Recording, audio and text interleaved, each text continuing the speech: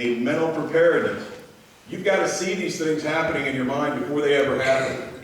One of the biggest things that happens during an assault, even to people that are trained in self-defense, is not the fact, not the move, not the takedown, not all those things that they learn.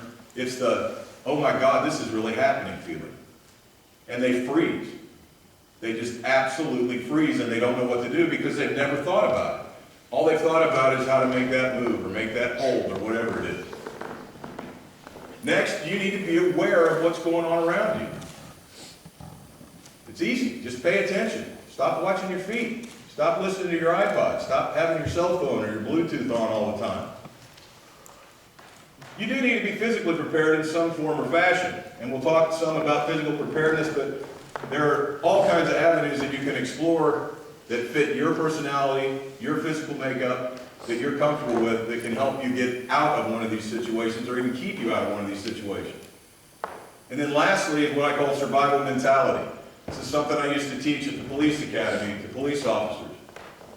You have to have a conscious thought in your mind at all times that no matter what happens, I'm going home. I'll do whatever it takes. I don't care what it is, I'm going home. So self-respect. Webster's dictionary gives you the definition of it. And that's fine. But it doesn't really talk about what I'm saying when it comes to self-respect. Self-respect to me means that the choices you make are more important than the circumstances that you find yourself in. Some people's circumstances are poor. They don't have a lot of money. Where they live isn't a good neighborhood. They still can make choices that will change their lives for the good or for the better. I mean, a perfect example of it, the people that you would think have the ultimate circumstance, movie stars, sports players, and all that, when they're in the newspaper, it's for the choices that they made. To use steroids, or to be Paris Hilton or Britney Spears. Choices are a lot more important than circumstances. Understand that every choice you make has a consequence. That's just normal. You make a choice, A or B is going to happen. That's the way it works. And consequences are a natural outcome of any choice. And they can be good or bad. But you can weigh that. You can think about that. You can figure it out what's going to happen. Lastly, your choices affect at least one other person besides you. Somebody in your life that cares about you. Somebody is affected by every choice that you make. And make no mistake about it, this sounds kind of narcissistic, self-centered, or whatever you want to call it, but it's very, very true. The most important person in this auditorium today is you. You are the most important person in here. You don't realize the impact you have on somebody else. Somebody you may not even talk to, somebody you may not even realize is there, but they watch you in class because for whatever reason, you're the role model that they've chosen. So be aware that you're not just making choices for yourself, you're making choices for others. Mental preparedness, another one of your responsibilities. I don't care what you do. I don't care if you're a 72-degree black belt in jiu-jitsu. I don't care if you're a professional boxer. I don't care if you're an expert marksman. I don't care if you can shoot a fly with pepper spray in the back of the room. If you don't know how to use it when you need it, it doesn't do you any good. And you've got to think about that. You've got to rehearse that in your mind. If you've got pepper spray on your keychain and you think everything's great, man, I got pepper spray on my keychain, nobody's going to mess with me. What happens when somebody actually does something and you have to figure out how to pull that actuator or pull the trigger on the thing? You know how it works? Can it be inside the case or does it have to be out of the case? A lot of people don't even bother. They buy it, they hook it on their keychain, stick it in their pocket, and that's the end of it, I'm safe. You have to understand how these products work. You have to practice if you take self-defense courses. A one-time course is great for raising a community awareness as to what's going on out there and things that you can do to protect yourself. But that's all it is. It's a one-time course. You've got to keep practicing or it's not going to do you any good.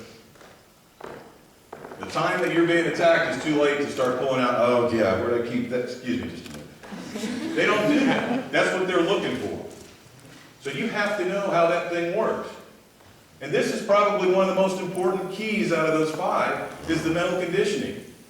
You have to expect what's going to happen.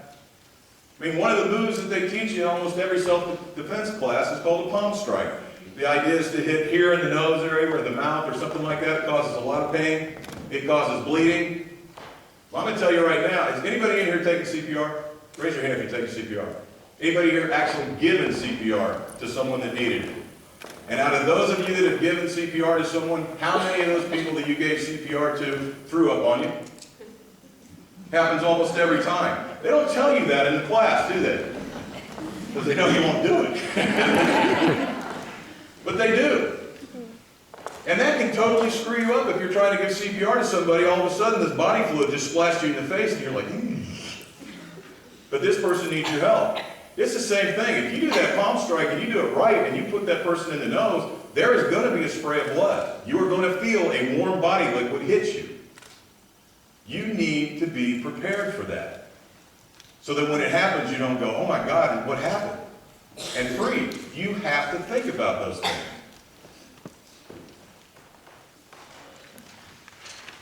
The 7 P's is what I call this. This is what we call it in the police academy. This is what they call it in the military. Everybody's been in the military has probably heard this.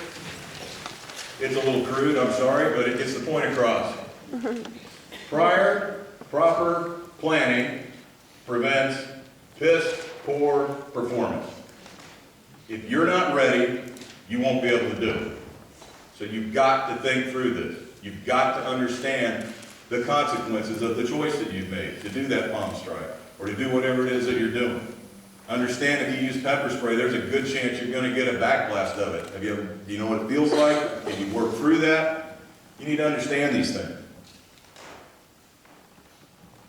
This is the one that everybody can do. This is the one that hardly anybody does. Awareness. Just paying attention to what's going on around you. Big E is right up here. Act like you own the place. I don't care where you are. I don't care if you're lost. Act like you aren't. When I first started out in police work, I had a sergeant that told me, no matter what, when you're out on a situation, when you're out on a call, you're out on a crime scene, everybody's going to look at you and think you know what you're doing because you're wearing a uniform. Because you may not have a clue what to do. He says, so I'm going to give you some advice that I got, I don't remember how many years ago. He was old and gray by the time he told me this, so I think he'd been in law enforcement for probably 50 years. He said, wherever you are, make sure that you have a ticket book or a clipboard with you. And he said, if nothing else, if you stand there with a clipboard or a ticket book in your hand, everybody's going to think you're doing something. Even if you're not. So look like you know what you're doing, even if you don't know what you're doing. Keep your head up. Make eye contact with people. We have lost that art in society today.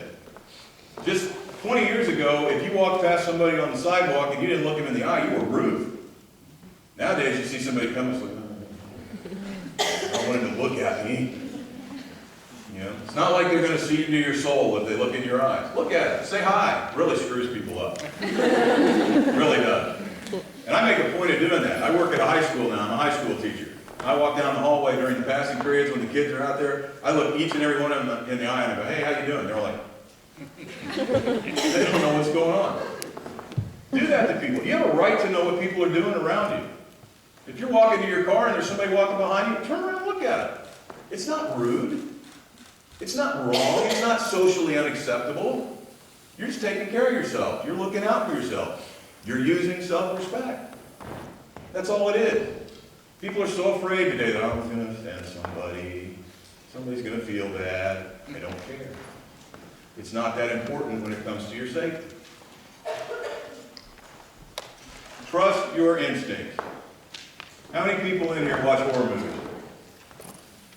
How many times before that big ugly guy with the knife shows up do they go, I don't think we should go down that hallway? That's that feeling I'm talking about. Pay attention to it. You get those feelings for a reason. It's not rude.